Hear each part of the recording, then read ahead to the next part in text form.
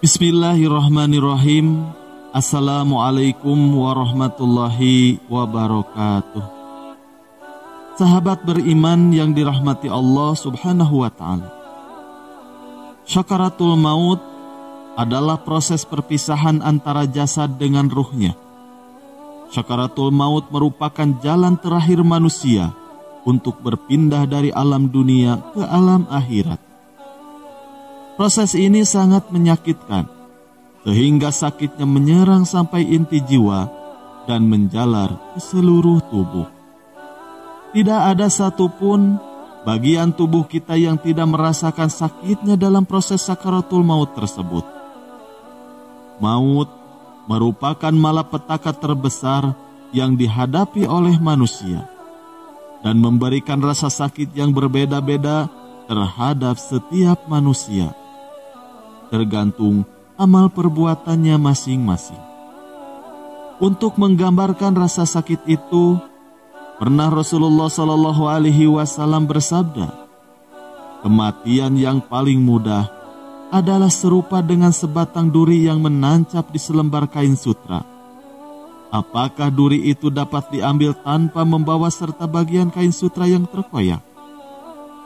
Diriwayatkan juga ketika roh Nabi Ibrahim alaihissalam akan dicabut, Allah subhanahu wa ta'ala berfirman kepada Ibrahim alaihissalam, bagaimana engkau merasakan kematian?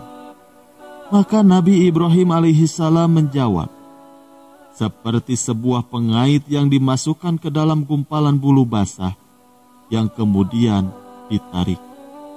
Maka Allah berfirman, yang seperti itulah sudah kami ringankan atas dirimu.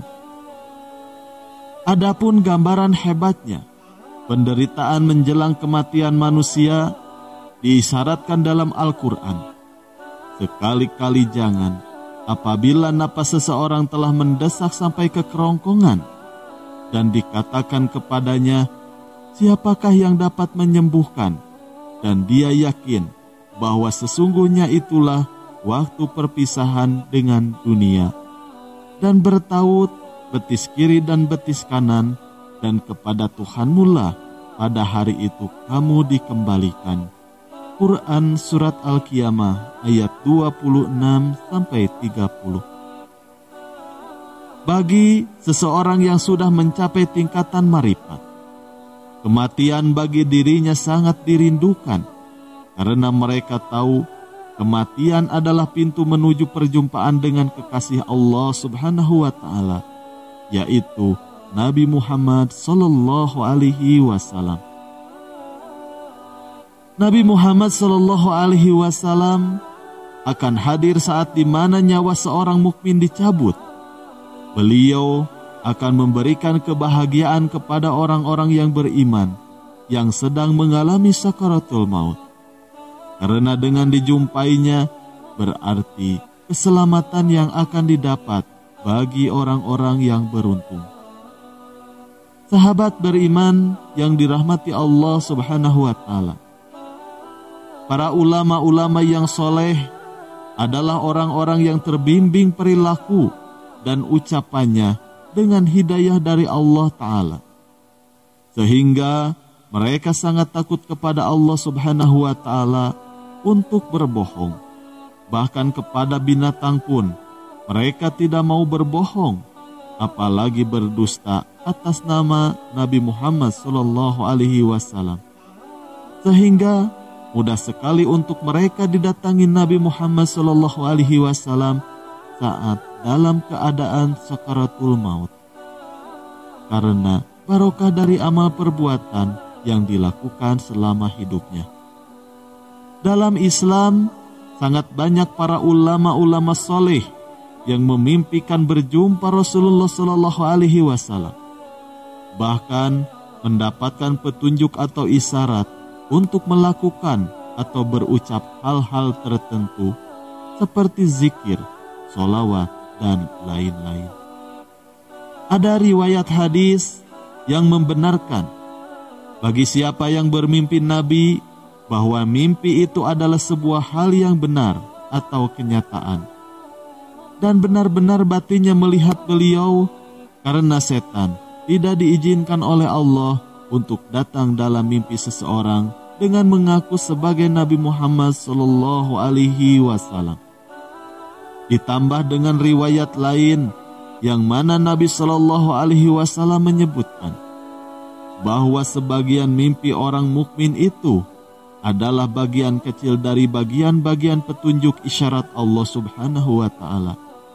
Allah juga sering mengilhami seseorang akan hal-hal tertentu sebagaimana termaktub di dalam Al-Quran yang suci. Seperti halnya riwayat dari Al-Imam Al-Habib Abdullah bin Al-Idrus. Beliau berkata, ada 3 jenis zikir yang jika seorang mukmin membacanya setiap hari dengan istiqomah, masing-masing sebanyak 116 kali, maka Nabi Shallallahu Alaihi Wasallam akan hadir saat pencabutan nyawanya atau sakaratul maut. Doa yang pertama, Assalatu wassalamu alaika ya Sayyid ya Rasulullah, khud biyadi khalat hillati adiki. Rahmat dan salam semoga senantiasa tercurah untukmu wahai Tuanku, wahai Rasulullah. Peganglah tanganku, kemampuanku amat terbatas, bantulah aku. Sedangkan doa yang kedua berbunyi, Assalamu alaika ayuhan nabiyyu wa rahmatullahi wa barakatuh. Keselamatan semoga senantiasa atasmu wahai Nabi, juga rahmat Allah dan keberkahannya. Hal ini disebutkan oleh Al-Alamah Al-Habib Zain bin Ibrahim bin Semit Madinah Al-Munawwarah dalam kitab. Semoga saja saat ajal menjemput kita, Allah berkenan menghadirkan Rasulullah Sallallahu Alaihi Wasallam untuk mendampingi detik-detik terakhir hidup kita di dunia ini, agar kita semua mendapatkan husnul khotimah. Amin ya Allah ya Rabbal Alamin. Wallahu a'lam bishawab. Sekian yang bisa kami bagikan, semoga bermanfaat. Wassalamualaikum warahmatullahi wabarakatuh.